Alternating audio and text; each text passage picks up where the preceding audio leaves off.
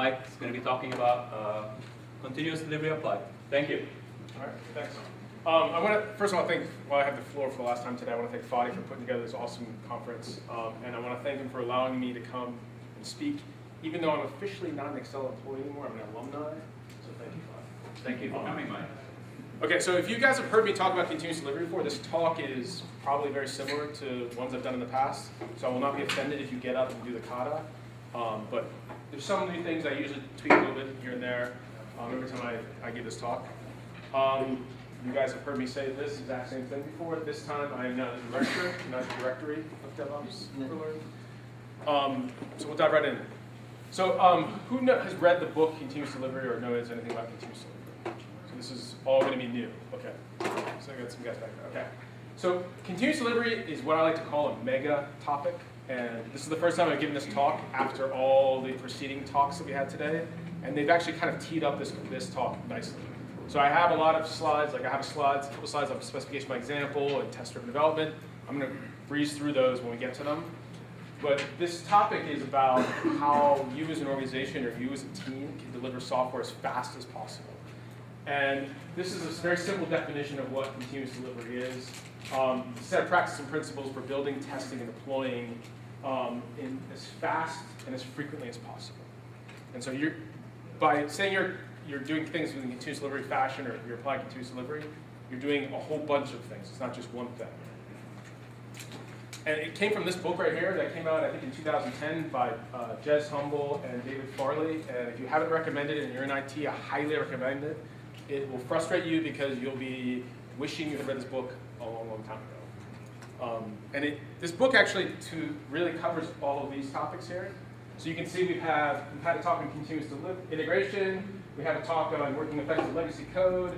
The talk Sam and I gave actually was very much this book right here. So if you as a developer want to learn more about using design for test-driven development, I highly recommend that book. But it talks, the whole topic of continuous delivery is applying all these topics here. So you're going to get a lot of reading done if you try to do continuous delivery. So. All right, so the topic, the concept of continuous delivery is not new. The term continuous delivery is in one of the 12 principles of the Agile Manifesto, which has been around for about 10 years. So it's not a new concept. So the book just kind of wrapped up everything in a nice, pretty bow and added some new things into the industry, and it just made it a much more compelling sales pitch for consultants and CEOs or CIOs. So on software development projects, we usually have this balance that we struggle with between we got to manage the quality of our product or we have to deliver very fast. And generally speaking, you make a decision as to do one or the other. So if you're going to focus on quality, you generally think that you're going to have a slower development process. And the reverse is usually thought to be true. But what we've noticed in continuous delivery is if you focus on speed, you're actually going to get better quality. And that's kind of the gist of this, is that by doing things faster and faster than you think is possible, it will force you to have to focus on quality to get that done faster. And so it enables, by doing continuous delivery, you actually are enabling a higher quality product and deliver it all the time. And so we'll kind of talk about all the practices around that. And the major measure of continuous delivery we're going to use is a term called cycle time. And I use this quote because I really like this quote because I think it encapsulates what it is. But essentially, it's how fast can your organization come up with an idea for a feature and deploy it to production? That's the easiest way to think about it. And the key here is in a repeatable, reliable basis. So most developers here could say, Mike, I can just SSH into the production server and make a file change right now, and I can do it in 5 minutes. That's probably not repeatable, and it's not reliable, and you're actually not introducing higher quality at that point. So yeah, cycle time is this measure. So a lot of organizations have cycle times of months. You might find that as you improve your process, you'll get down to weeks. So maybe it takes a couple weeks before you can actually implement something. There's organizations who have this in days or hours. They're constantly releasing features into production repeatedly and reliably. So there's always room for improvement. And this is a good measure. So if you think about your organization and think about how fast you're deploying right now, it's a good measure of kind of your maturity of your organization's deployment processes. And so the problems that people usually, I can't hear you back here, sorry. really? Yeah. Okay, I'll try to speak up. The problems that organizations usually come across is the last mile. So the last mile refers to getting the code that you've developed, maybe even in an Agile project, onto the production server. And Agile projects will tend to focus on how you work with the customer to develop the product in a repeatable, reliable fashion, but they don't, a lot of times they won't cover that last bit of deploying onto the server. And what you'll find is that rampant manual deployments are the norm in your organization. That you have this great process, but someone has to actually log into the machine, to make some changes, and make the deployment, which leads to, and some of the changes this person makes, is going to be not in version control. So you have insufficient configuration management for your project. You have things on the server that aren't in version control anywhere, so you don't know who made the change, when they made the change, and why they made the change. And then you have infrequent error-prone deployments. So most people in this room are probably fit to have all three of these kind of problems on their project right now. And these lead to this. Very, very stressful releases. Everyone here who's in IT has had that weekend where they know they're going to release on Friday, but you know that you shouldn't make those brunch plans on Sunday morning. So, because you have that 48-hour release that's going to ruin your weekend. So with continuous delivery work, this is the goal, is to avoid this. We want to make production releases a non-event. You want to be able to say, push this button, let's go to lunch, come back, we're in production. And just to make it that seamless. And we do this through frequent and automated deployments to production. So like I said before, the faster you go, and more frequently, and everything you automate, the easier this is going to be. One other thing you focus on is always keeping your code production ready. So this is going to be a culture change, and this seems like a very simple change, but if you think about the idea that Stephen kind of mentioned this a little bit earlier, which is if someone identifies a problem with the code, instead of entering a defect into a defect tracker that sits in a queue and you prioritize it and then someone has to fix it, you've basically said that your code is not production ready and it's going to sit and wait where that defect lives, versus adding a test immediately to verify this bug exists. It fails the build, the developer has to fix it immediately. So having this concept of always keeping the code production ready in a way that's releasable at any given moment. So that's what we're going to talk a little about how you do that. So from a practices perspective, I think about continuous delivery as a stack of skills or practices. You can do continuous delivery without Agile, but I wouldn't try it. So I would say that if the first thing you should look at is how Agile is your organization, and if you guys aren't doing Agile principles, I would look into doing that. I'm not saying you need to do Scrum or Kanban or anything like that, but it's going to make this whole thing easier because these principles lead to, they basically build on these principles. The next thing we're going to talk about is configuration management, how you store and version information. We're going to touch on continuous integration because Stephen did a great job already talking about what that is. We're going to talk about testing, and it's more than just, it's basically the whole practice of how your organization commits to a testing strategy. We're going to talk about deployment automation. We're going to talk about deployment pipelines, and then I'm going to touch on continuous deployment. And so this is kind of the spectrum of maturity, I would say, that an organization. And most people fall into they have some of this, maybe some of this, maybe some of this, probably none of this, right? And maybe Agile. So it's a good way to think about kind of what to focus on from a high level.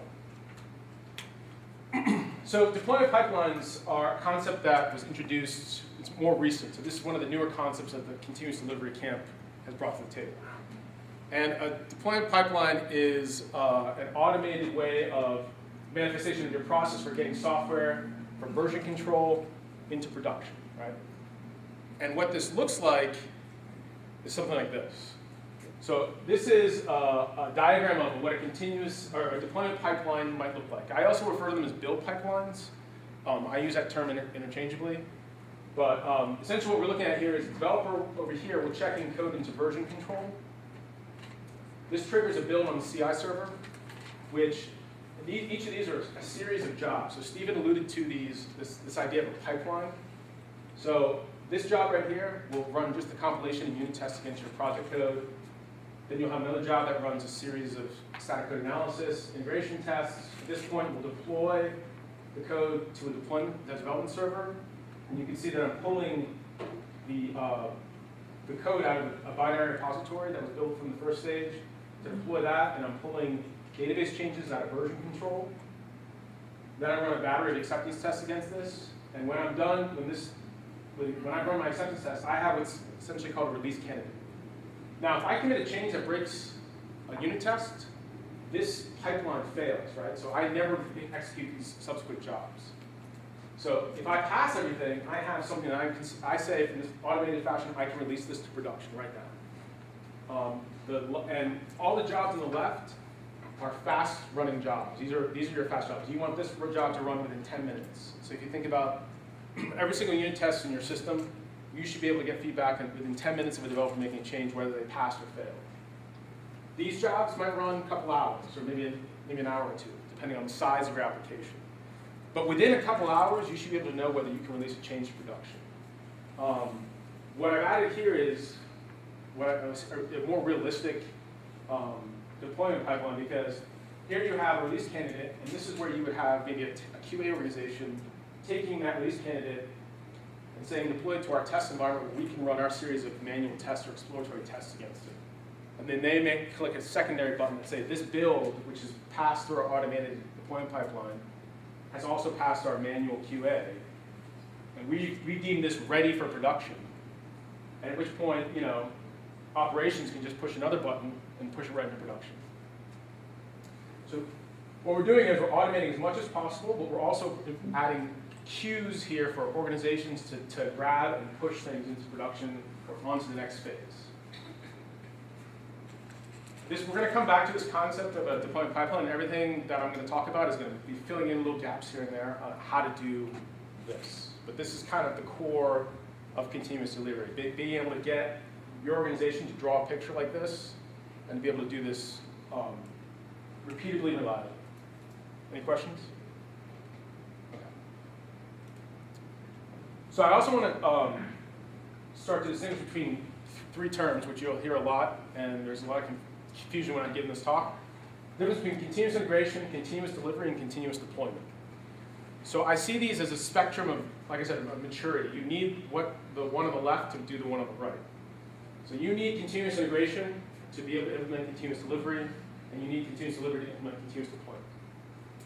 So organizations like Facebook and Twitter and Flickr who are doing continuous deployment, you can assume that they're doing everything before that as well. All right. So the rest of the talk, I'm kind of go through a rough roadmap of how you can get started doing this. And I generally think about this as what's the easiest place to start. And as an engineer, I think about what I, as a developer on a project, can do tomorrow. And so that's where I'll start. Actually, before that, we're going to talk a little bit about to do continuous delivery. You're going to impact a lot of things in your organization, how they operate. The first thing you're going to want to do is understand how your organization currently deploys software right now. And so this is an example of a value stream map. And I stole this from McGarr. And what we're doing here is we're mapping out an idea that came from maybe a business unit and how it lives through the organization, your engineering organization, until it gets to users.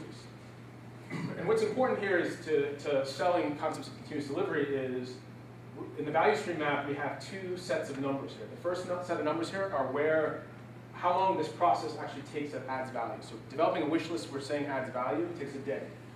But then after the wish list it's added, it takes 6 months sitting in a queue for somebody actually finds funding and charges this process, right?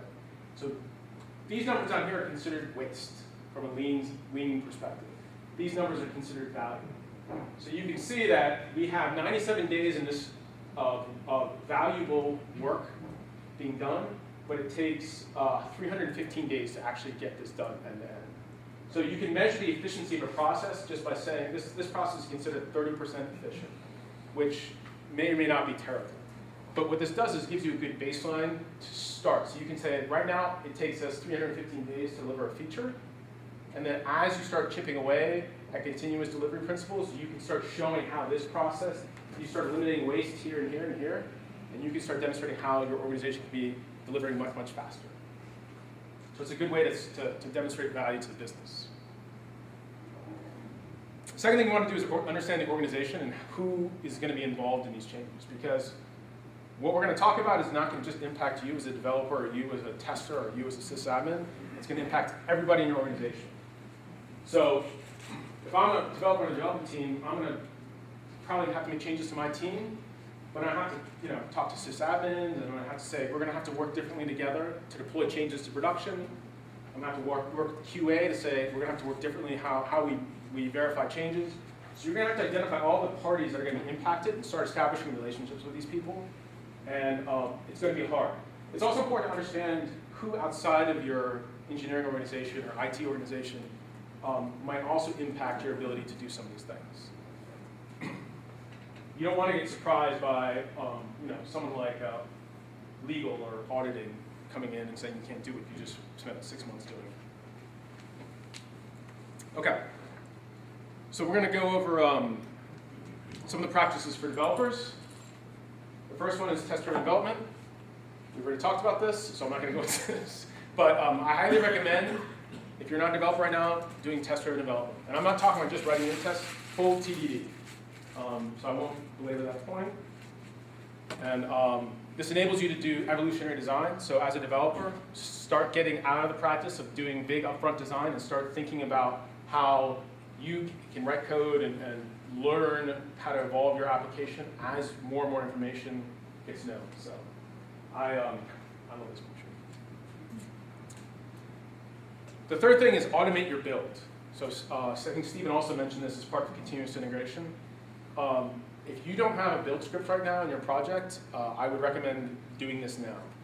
And I have 3 examples. I'm coming from a Java background, so most of the examples I'm going to provide are from the Java space, but it doesn't mean that you can't find an example in your platform as well. So these are 3 great tools that that's a great tool. I don't like Ant. That's my bias. But the idea is that you want a tool that's easy to use. Gradle is a very easy to use tool, but all 3 of these provide also dependency management, which we'll talk about later. So the key is you want to be able to script out your build process so that a developer can run this build process in the same way that a CI server can run this build process. And that's the key here. So you want to be able developers and CI to run the same build process. Static code analysis, Stephen also mentioned this. So this is a big part of your continuous delivery pipeline. So using tools to inspect your source code to find bugs. I don't know if Stephen, I don't remember if he said that you could actually fail the build based on a violation. But I find that the most effective way to get static code analysis changes into your developers fixing these problems is actually fail that build pipeline when they introduce a new issue, which will get them, essentially, if you look back at that diagram, if I can't deliver code to the development environment because I've introduced a find bugs issue, I'm going to fix that find bugs issue. So this is a good way to force people to start implementing static code analysis. Now, you don't want to introduce a tool like find bugs that will find 10,000 errors and say you guys have to fix all 10,000. You want to slowly roll out different issues. So maybe you would say, this week we're going to focus on this specific issue and only enable that issue and fail to build until all of them are fixed. And you got to slowly evolve your build process. You can start measuring, as a developer, technical debt as well. Fadi has talked a lot about Sonar, and I've implemented Sonar before. If you haven't seen Sonar, it's an awesome tool for visualizing how a project structure and the violations inside of your code base. By running this against my code base, and I locally would run this on projects when I was assessing kind of the state of the code. It gives you awesome metrics about how many lines of code, how many packages. It will run tools like find bugs and PMD. So you're going to get violations from your static code analysis tool over here. But what it also will do like sigmatic complexity, which is another measurement. So it gives you a nice dashboard of your project. What I love about it is it has this awesome technical debt calculator. So this technical debt calculator takes all the information that's collected and pipes it into a formula. So it's looking at unit test code coverage, duplication of code, violations from static code analysis, complexity, and it gives you a nice dollar figure of how much technical debt your project has accrued. And this is a number that you can take all the way up to the chain and say, we have accrued, and a number, since it's, it's debt, something that most people in the the financial office will understand, that we have $500,000 in debt, and it will take us 560 man days to actually resolve this debt. You can play with Sonar's calculations, so you can say, all right, developers average, $100 an hour or something like that. And so you can play around with the numbers, but it's not an accurate number as well. I would also be cautious, but it's a good estimate of kind of how each project compares to other projects as well in the organization. So I just want to mention that's an add-on. It doesn't come baked in, right? So you have to add it in there. So the old versions I had, you don't have to pay for it.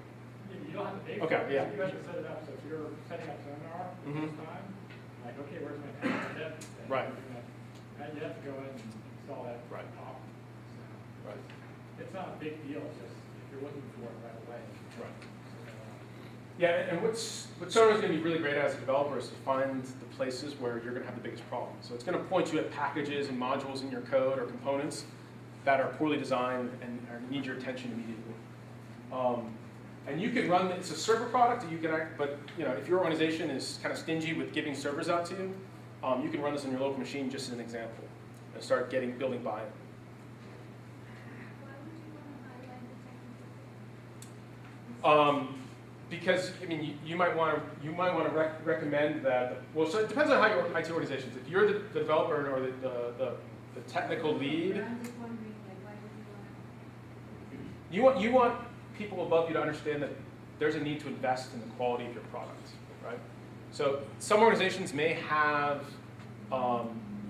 management that says all we worry about is features, and we don't care anything about how the quality of the product works. It's just it's as good as it's going to get.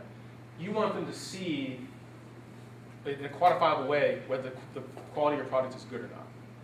It makes it very easy. It's not an architect saying, I feel like the code quality is not good right now. This is a number that they can actually make decisions on. So I find it very powerful. Like when I was a consultant, like going into an organization and saying, look at these numbers, and they're easy to understand than me looking at and saying, look, here's an example of a poorly written code in your application. They're like, so what? So, yeah. Okay, so I'm going to talk a little bit about practices that affect the team. So this is an example of a team I used to work on. Actually, the team that Rebecca and I worked on, you can tell by all the ties for the government. And this is our Scrum wall. So we use them in the basement of a federal building.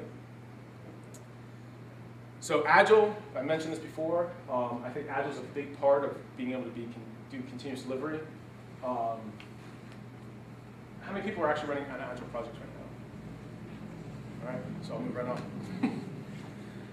Continuous integration is another thing that you start impacting how the team operates. So when you start introducing continuous integration, you're introducing change to how your team, your developers, start to operate. This is an example of Jenkins. So I'm falling to the Jenkins camp. I know Steven's a Team City fan. We can have another presentation at some point of battling the two out. But I'm a big fan of Jenkins.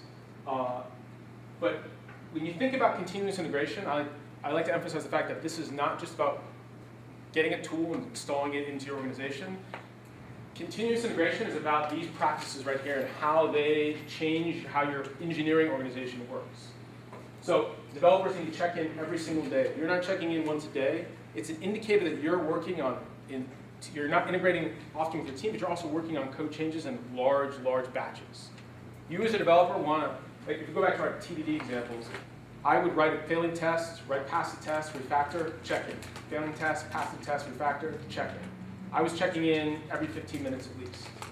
So think about working in very small batches like that and constantly checking into your code base. You want to be committing into trunk. So this is a very important aspect of continuous integration, is that if you're using excessive feature branches, you're probably not doing continuous integration correctly.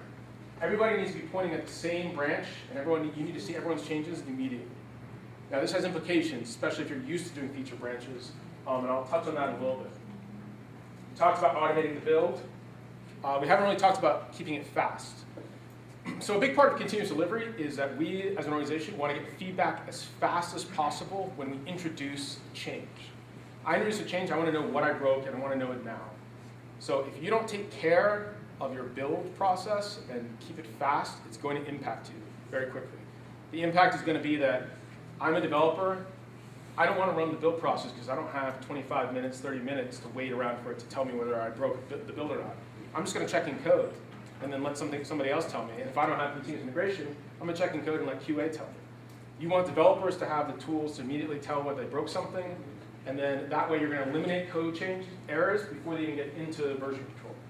So if your build is very, very slow, focus on fixing that. And I like to use the cup of coffee test. If I check in code and I go get a cup of coffee and come back and the build hasn't failed yet or passed, or I run my build locally and it hasn't passed within 10 minutes, then it's too slow. So the indicator should be about 10 minutes. Every commit results in a build. So this is also something that I think a lot of people miss when they start implementing continuous integration. You'll see a lot of hourly builds. Twice a day they'll build, nightly builds. The problem with those types of builds are, A, it's probably an indicator that you don't have a fast build process, because if you run once a day, it's probably an indicator that your build takes hours to run. Also, it's very hard to isolate what broke the build when you actually do have a build. So if you have developers checking in 20 times a day, and you have 50 changes, and you have a one nightly build, and something broke, then somebody or the whole team is going to spend an hour or two looking into the error and looking into the code to figure out what broke the build. And that's wasted time. If you have a build that's fast, and every time I check in, a build results and fails, I as a developer know that my commit broke this thing, and I can know exactly where to fix it. Also, it will give me an opportunity to fix the bug when I'm still thinking about that bug. So if I check in code, in half hour later I have a requirement that fails, I'm going to know exactly, I'm still in that mindset of that change. I haven't gone home and played Nintendo and gone into a bar or something like that. My brain is still in the context of that change, and I have an easier time fixing it. Test and deployment production, we'll talk a little bit about how to do that, and automate deployment, we're going to talk about it as well. These principles are stripped right from Martin Fowler's blog on continuous integration. So if you Google continuous integration, you'll see he has a blog entry about this. It's very good. He goes into detail. And this has been around for a while. So we talked about deploying pipelines. Jenkins has an awesome build pipeline plugin.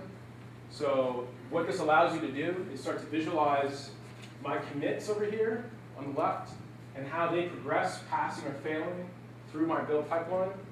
The build pipeline plugin does a nice job of visualizing this flow, but it also will visualize like little buttons here, so I can, if the deployment to the test environment, say over here, requires someone from QA to click the test button or the deploy button right here, it'll show that button right here, so they know exactly which commit they're pushing to the test environment. And I had a point about that, but okay, yeah. So it gives a nice visualization of which commit resulted in which instance of a build pipeline. I'm not sure if this is the only, I think ThoughtWorks' Go product, which used to be Cruise Control, does something similar, but I don't know how many other products do this. But a key point for setting up build pipelines, I find that it's better to do separate jobs than to have one job with multiple steps. And that's kind of a common thing that people will do is that, TeamCity, I'm using Parabuild right now, other Bamboo will allow you to create a job that has lots and lots of tasks and steps, multiple steps. And I find that actually confuses and muddies the water a little bit. Have a separate job for each phase of your build pipeline. So the next thing we're going to talk about is testing.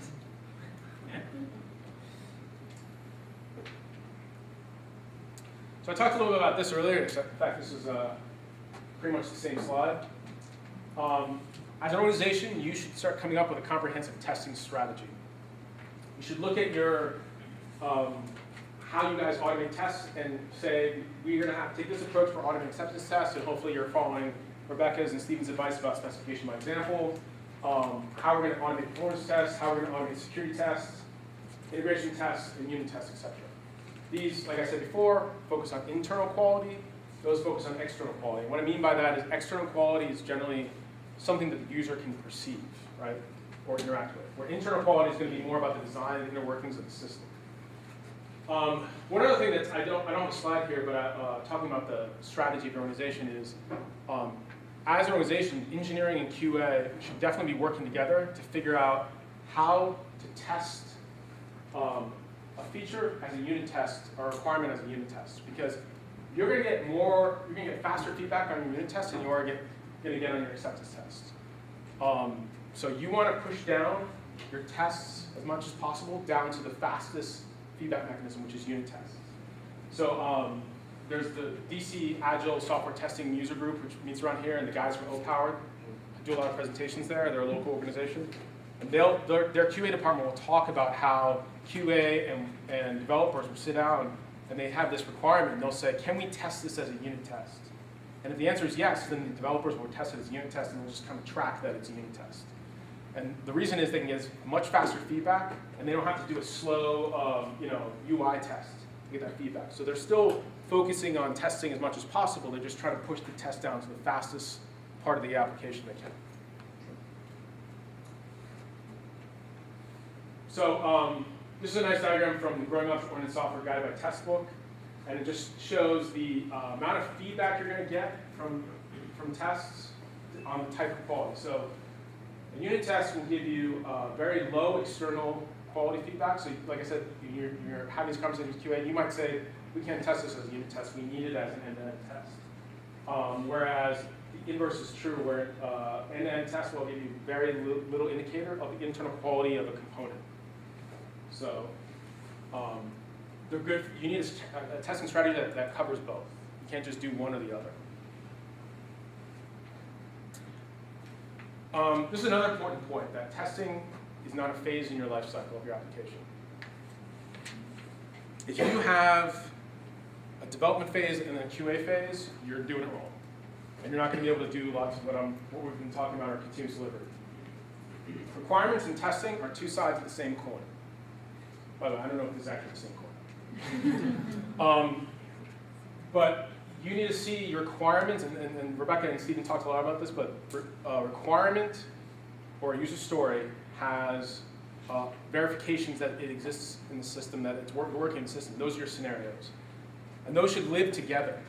And they should be developed up front, and they should be automated, and you don't need a separate requirement system. You should just utilize tools like Cucumber, Fitness, Concordian, and any of those tools will be able to help you as an organization develop requirements that are verifiable. So get your tests to be written up front, your requirements defined, the automated implementation of those requirements built, and then developers can start writing code to pass these requirements, these automated requirements. We talked about the specification by example. I have a ton of slides talking about how to do this. Do you guys want me to go through this? This is pretty much the same stuff that Stephen and Rebecca went through. Anyone raise their hand if they want to hear this? Automate performance testing. So you don't want to neglect the performance of your application from your build pipeline. These are pictures of Jenkins reports that there's a Jenkins performance plugin, but we made some changes to it. And what this allowed us to do is every time we made a commit, when we deployed it to a development environment, after the acceptance test ran, we ran a battery of JMeter tests against the code. And what we're trying to do is figure out how a specific code change changed the performance of the application. So if you think about it, that's a pretty powerful piece of information that you can find at that level of granularity. So here's, on the left over here these are each of the pages in our application. So like this is the home page, login page. I think this is the first report. And then, so you can see the performance, and this is the actual 90% line. So one thing if you're measuring performance, averages are okay, but the best indicator I think is that 90% line. So 90% of your requests are at or below that number. You're gonna have some outliers, but I think 90–95% is probably a good target. And we had a line right here that said 3 seconds. So you can tell our threshold was 3 seconds. So we knew which pages in the application to start focusing on performance, which database queries, et cetera, to target. And we got nice charts in figuring out, based on the load, like 5, 10, 25, or 200 concurrent users, where the distribution of test results were for pages. So you can start tracking the performance of your application on a commit basis. All right, we're going to talk about configuration management. Any questions on testing? Just curious, at what point do you start writing a performance test? So I would say if you have a performance requirement. So you're probably going to focus on the features and functionality, but if you wait, just like anything else, if you wait until the end to write the performance test, if you find a performance issue that impacts the architecture, then you're going to have to go back to the drawing board with everything else. You might as well do this automated performance testing up front. How do you get like that, production level, data, if you just performance testing early on, you don't have that size environment? So it depends on whether it's a greenfield application. I mean, you might have to find yourself generating some of the data, which is less than ideal. If you have production data, that's the best, because you get realistic results from that. But if it's a total new application, generate if you can. Does that answer your question? Yeah.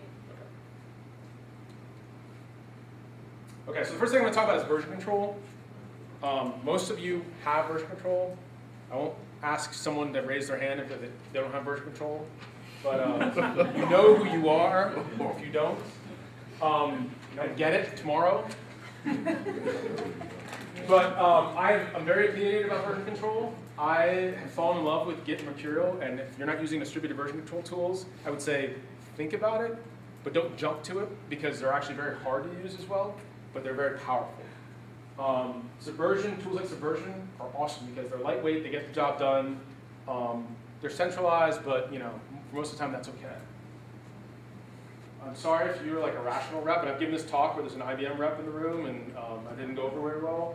But Rational and Serena Dimensions are probably the worst thing for your project. So if you're stuck with those, I'm sorry.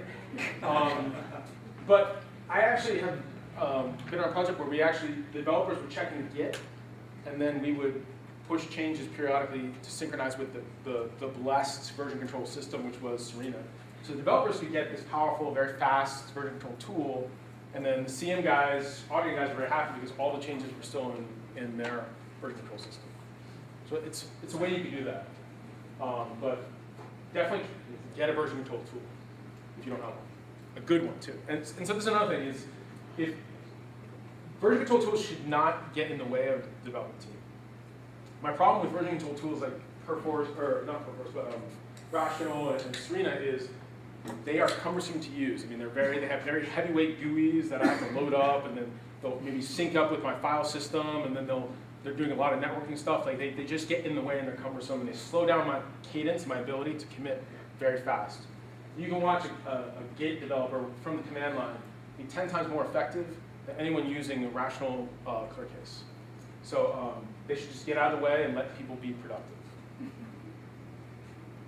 So now that you have a good version control tool, you as an architect or developer should start thinking about this concept of building your application once and being able to deploy that same binary file as many times as possible to different environments. This is going to probably be an architectural change for a lot of people, but the idea is that I should be able to check and code the source control. My build script should run on the CI server and produce a binary file, which I store in a binary repository. And then I have a build, a deploy process or deploy script. I'll take that same binary and deploy it to development. And then when I'm ready for test, I'll deploy it to test. And then when I'm ready for production, deploy it for production. The reason you want to do this is it quickly eliminates when I deploy something. If you're recompiling every time you go to development and recompiling and building every time you go to test, and you get a bug in test, you don't know if it was your deployment process, you don't know if it was your build process, You don't know if it was the environment. By doing this, you can pretty much isolate if I deploy the development and then deploy the test and there's a problem with test, it's test. The environment is test. The problem is the test environment. You immediately eliminate these issues. It adds a little bit of complication to how you deploy, but not much. It's definitely worth it. The juice is worth the squeeze in this one. And how you do that is externalizing your configurations. So you do not want to have your build script injecting configuration details into your application. Essentially, what I'm talking about on the previous slide is you're not building an environment-specific version of your application. You're building one version, and then you're externalizing all your configurations into environment-specific locations or tagging them. So I've done this with the database very easily. So if I'm deploying a Java application, it already has on the server an environment-specific database, right? So my development environment has a database, my test environment has a database, my production environment has a database. So I can push in there a table that has key value pairs that constitutes all my configurations for that environment. And I just manage each of those key value pairs differently per environment. And my application knows when it loads up, go to that table through a JDI connection, load all those properties, and I have my environment-specific properties right there. It's very simple to implement that. I mentioned Escape up here. It's got a very cool logo, as you can see. It actually has no logo. I couldn't find it. But it's an open source product that some consultant created from ThoughtWorks, so you know it's good. It's actually, all it is just a RESTful application that your application would do at load time. It would, instead of connecting to a database, it would connect to this application, and it would over REST and JSON pull in the environment-specific configurations. You can do this a number of ways, but the key principle is externalize your configuration outside of your application and let your application discover it at runtime. Does that make sense? Okay. So another part of this is having artifact repositories. So when I'm in the build once, deploy many diagram, you're going to be building your artifact and storing it somewhere. So think about these as version control for your build artifacts. So in your build process, code goes in, artifacts come out. You store those artifacts in a binary repository. These are two products. Both of them are free-ish. So you can use them for free, but if you want the bonus features, you got to pay some money. But I've used Nexus a couple times, and they're very good. And so the idea is that you're going to store all your build artifacts there. And both of these tools will actually use dependency management to allow you to store third-party libraries there as well. So if I'm using Log4j, I would have a version stored in the Nexus repository for all the developers in my organization to use. Is anyone using either one of these products? Figure out who we are. Sorry. Okay. So what this gets you is a lot of traceability. So another gripe I have against something like Rational is that the sales reps will tell you that by buying the whole suite, Rational suite, with ClearCase, ClearQuest, Rational Rows, and all the other products, you get awesome traceability, right? Because you have all the requirements stored in this tool, and all the tests stored in this tool, and your source code stored in this tool, but you don't. I mean, it's very cumbersome, very hard.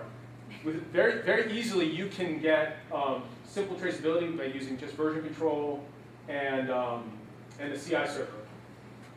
So my source code, I commit my source code. That source code triggers a build. So now I know which commit triggers which build number. That build will then run my tests. So I know exactly which test passed or failed for each build number. Since I'm using specification my example, and my tests and my requirements are the same, I know that there are which requirements were in my version control tool for which commit and which build.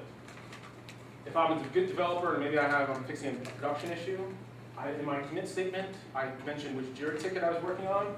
So that references my defects, and so my build tool will know about that. So I have all these traceability.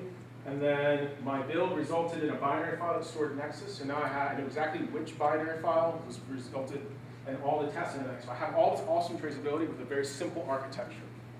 So this is a great argument for organizations that require a lot of traceability because you don't need complexity to achieve it. You can do this very simply with just CI and version control.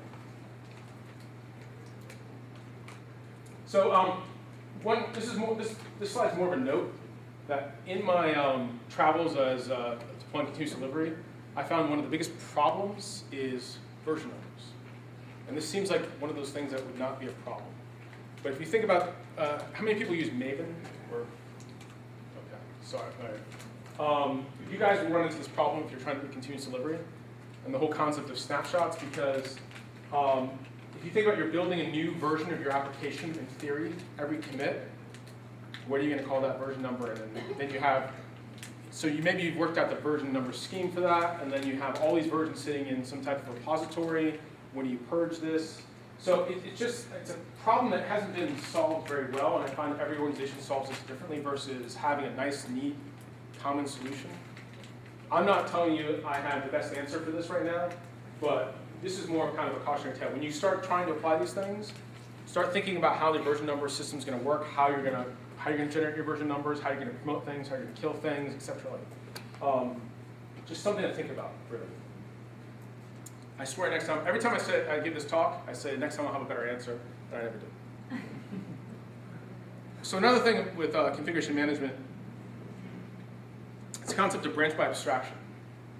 So in the continuous integration talk, or portion of this talk, I mentioned that everyone should be checking into trunk. So what this means is that if you're doing continuous integration and continuous delivery, and everyone's checking into trunk, and you're deploying, let's say, every week, that works great if every feature you're adding into version control is no bigger than a week worth of work. But the reality is, a lot of us are building features that maybe are multiple pages, multiple days, multiple weeks of worth of work. So the question you would ask is, if we're deploying a production every single week and everyone's checking into the same branch, what do I do with my code that's not ready for production?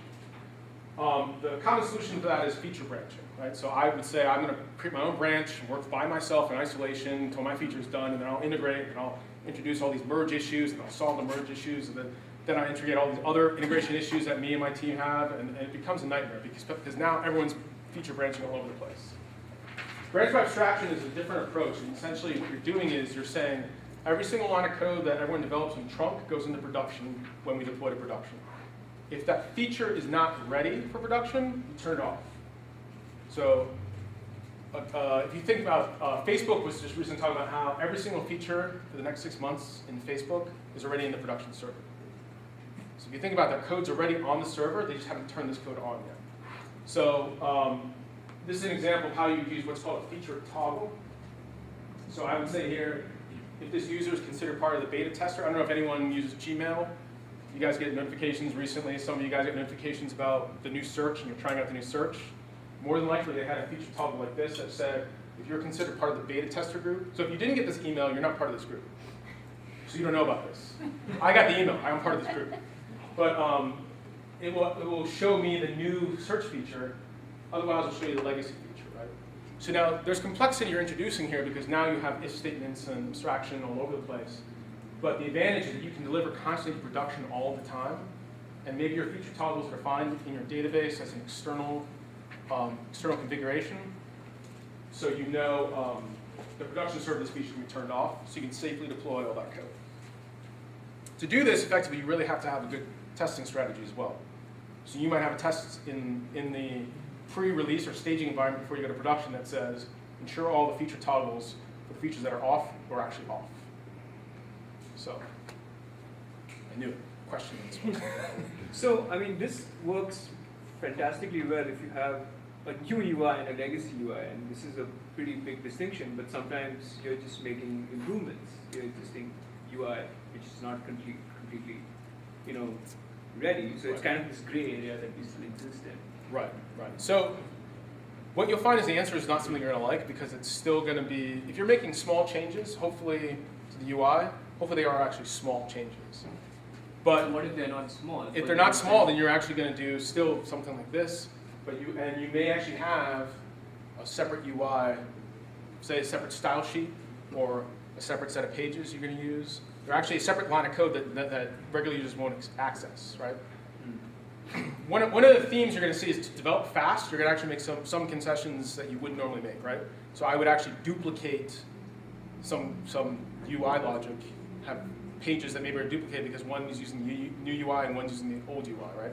Normally we'd avoid that as engineers, but to enable us to go fast, we were going to do that. The same is true when I start talking about database changes. There's a book on, I think it's evolutionary database management or something like that.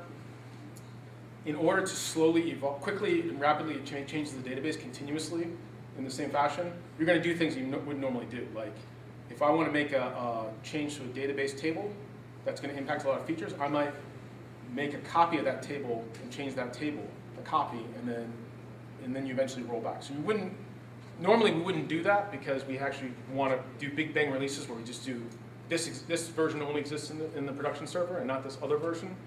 But then you have these big bang releases where you're going to release 20 features at once, and it's going to be much more error prone, right? Right. So I mean, this is I totally understand what you're saying. I have two different code streams, two different source codes. I mean, this would work beautifully. But if you're making change to the same source code, I don't know, maybe versioning the namespace and doing it that way is probably one other way of going about it. I'm wondering if you've done anything like that before. Which one? Versioning the namespace? Yeah, and saying that if the feature is not up ready, then I want older version. Yeah, yeah. And so I was talking to somebody here in this room about this very concept and this very question, and I'm getting signal that I'm running out of time. But the question was basically we talked about different ways of doing this and to avoid branching, and he was talking about how he actually develops. Every one of these would be a separate component, right? Instead of having one monolithic application, your code's broken up into components. So the UI is a separate component that has its own lifecycle, build lifecycle, right? And so the way you would manage the abstraction here is you would have, in this case, if you don't want to upgrade, you would have an old version, a dependency, right? So you said the current version of production runs on version 26 of the UI. And then we continue deploying, but in the test environment, we deploy version 27 of the UI so we can test it, right? So that's another way to kind of branch by abstraction. We're not using branching from a version control system, but you're actually making an abstraction inside the system to allow you to go fast without using merging and branching. I mean, regardless of the execution, I never thought of this idea, but it's brilliant. Yeah. There's a lot of, I have a lot of references in the back of this slide deck, but there's a lot of good articles about how to do this and the advantages and the challenges of doing this. Cool. It's not perfect, but it's good idea. Yeah. So I'm going to try to go faster through the rest of the slides, but we'll talk about deploying next. So we covered kind of deployment part of the pipeline. Code deployments, I'm not going to spend much time on this. Most of us kind of are familiar with how to do code deployments. I recently added, usually code deployments involve pushing new binary to a server, stopping the server, archiving the old binary, deploying the new binary, and starting the new server. Tools like Capistrano, which come from the Ruby on Rails world, are very good at doing this. But you may want to find your own way of doing this. But essentially, this is the scope of what I'm talking about when I say code deployments, right? So find a good tool, whether it's that or find a good shell script, or write a good script yourself to do this. This is not the complicated part of deploying, because most of us are comfortable doing this. When you start talking about versioning your database, this is where you're probably going to want to try to use a tool to help you. Liquidbase and Flyway are two Java-based tools that I've used before in the past. And what they allow you to do is the database change is checked into version control, and it's pushed from the CI server to the dev environment and the test environment. And what the tool will do, Liquidbase will look at the database and say, check for a certain table in that database that I know is my management table. It's a Liquidbase management table. If that table doesn't exist, this is the first time I've touched this database, so create that table. I have 3 database changes here in version control, and I have no database changes in that database. Apply them in the order that I have them in, that you defined here. So it will apply changes incrementally. So if I have these 2 changes and then all of a sudden I want to make another change, it will check the database and say, all right, I already have change 1 and 2 in here. I'm going to apply change 3. So it allows you to continuously run this tool without thinking about it against the database and make incremental changes to your database. And what a script looks like in Liquidbase is something like this. So I have change sets here, and each one of them defines what I'm doing. Here I'm creating a table, there I'm creating a table. I've defined in XML, and if you hate XML, there's other tools that don't use XML, but the concept's the same. And I'm defining what this looks like. The reason I like this is that you're doing this in a database non-specific way, but more than likely you're committed to a database, so it doesn't really matter. But I can also do things like add column, add table. And what the advantages here are also for the development team. So if I'm checking all my database changes in a version control, and my build script knows Liquibase and is running Liquibase, if I commit a change and then Steven grabs the latest version of source code and runs the build, it's going to update his copy of the database automatically with any changes I just committed. And he may or may not even know it. So we are always running on the same version of the database no matter what, so long as we have the same code. It's simple, but it's extremely powerful. So you never have these emails saying, hey guys, run this script, or oh, that problem, I added a column to the database. You didn't know about that? I'm sorry, yeah, do this. Or it also avoids the problem where we were developing in the development environment, and 6 months later we decided to go to test, and we forgot that we added a table into the development environment, which I'm sure everyone has had the same problem. You forgot what you did in development, and you want to go to production. Just put it all in version control, and use a tool like this to manage it. And one thing I want to show on this slide is DBAs can start freaking out when I start talking about a tool managed database for them. So the nice thing about Liquibase is it will also produce a SQL script and a nice HTML page showing you all the deltas that will be applied to that environment if you run the SQL script. So it provides kind of that nice auditing trail to you can send to a DBA. Right. I have a question about what you're saying is since the database deployment is then automated with the check-in, we're always in the same version. But earlier when we were talking about different features, where instead of doing the branch, we'll always check in every feature and just disable something. Right. But what if one feature depends on the database change and the other one is break for the database change? So it depends on the type of database change, right? If it's an additive change, you may just go ahead and apply it anyway. Right? If you're adding a table, adding columns, it's not going to affect anything. I can also, in Liquibase, allow me to tag a feature. This is where it gets tricky. So I can say this feature is part of, I can actually start putting in feature toggles in these change sets. And then you can tag each of your features, your change sets, and then I can define development environment in Liquibase has apply these following tags. So it will skip over a change and basically not apply feature toggle specific changes. So it'll allow you to do that very easily. Just got to be careful. So I'm not going to go over the specifics, but if you guys want to, I can show you how we manage Liquibase. So we're getting to the very end. I want to talk about DevOps. So who here has heard of DevOps first? Okay. Who here knows what DevOps is? Okay. So DevOps is really a cultural movement to break down the barrier, what I was talking about last mile early in the presentation, between ops and dev. And the idea is that developers are measured on how many features they can develop and put into production, right? So their ability to change the production servers. And sysadmins and operations is generally measured on the stability and the uptime of the environment. And the best way they can do that is to stop changes from happening in production. So you immediately see how there are two measures of how you evaluate these two organizations that are supposed to work together are in conflict. So this movement is to try to get away from breaking down that wall. And I like this diagram a lot because it shows how DevOps, Agile, XP, engineering, operations, lean startup, all these things kind of fit together in a nice picture and where they're in the phase. So from an idea perspective, you would apply principles like lean startup and lean, to evaluating what the market wants. And then we would start passing the features off to our Agile development team where we would use Scrum or Kanban for a process and XP for engineering and operations. And the concept from leans of always focusing on the end-to-end flow of your system are still present. But DevOps is going to be the cultural movement behind the whole thing. So how these two organizations are working together. It's all about collaboration. There's an acronym that describes kind of the 4 tenets of DevOps, which is culture, which is making sure your culture, you focus on how well your organization works together. Automation, which we've touched on heavily. Metrics and measurement. So your decisions and your uptime and all the information about your servers should be, you should generate metrics and take action on these metrics, right? And then the last one is share. So how well you share knowledge between your parts of your organization. So this is another diagram of DevOps. It's all about culture, but team, this is very easy. When you start, and this is kind of something I mentioned earlier, when you start talking about how the whole team works together or how the whole organization works together, this is very difficult, and this is where DevOps problems really live. So if you're thinking you're going to be doing DevOps stuff, this is where you're going to be tackling all the problems. One of the things that DevOps teams will use is something called infrastructure as code. So you essentially want to use a tool to automate the process of changing what's on the server. So if you're a sysadmin, if you want to make a change to create a directory or update a version of a package on the system, right now most teams or most organizations do that manually.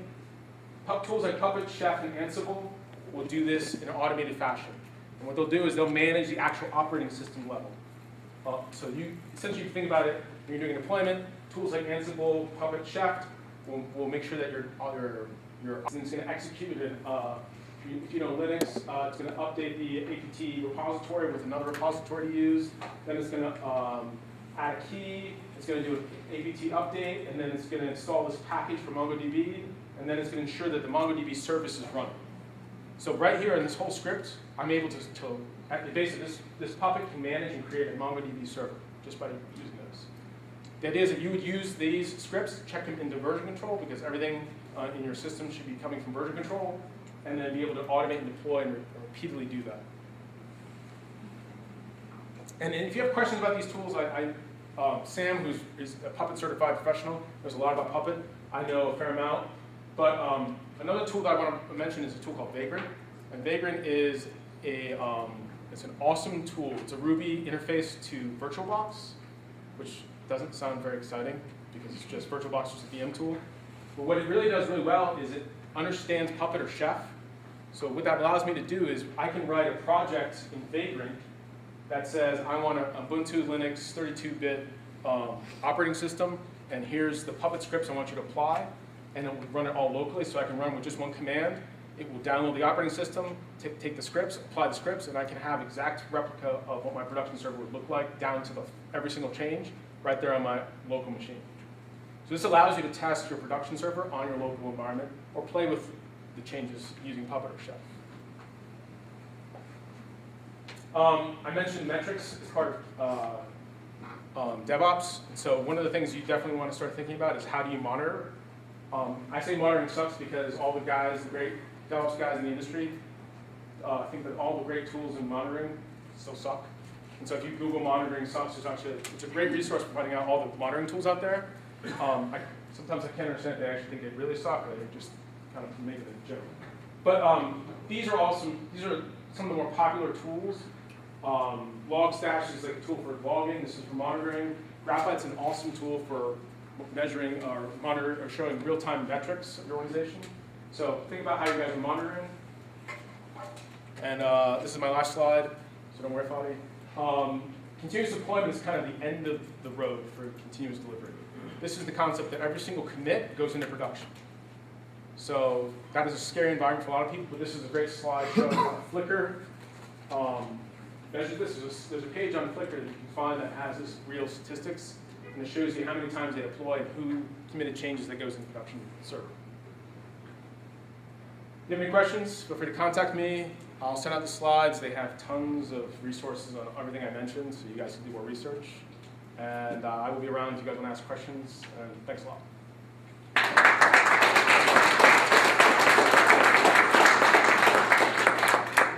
So if you have follow-up questions, Mike is going to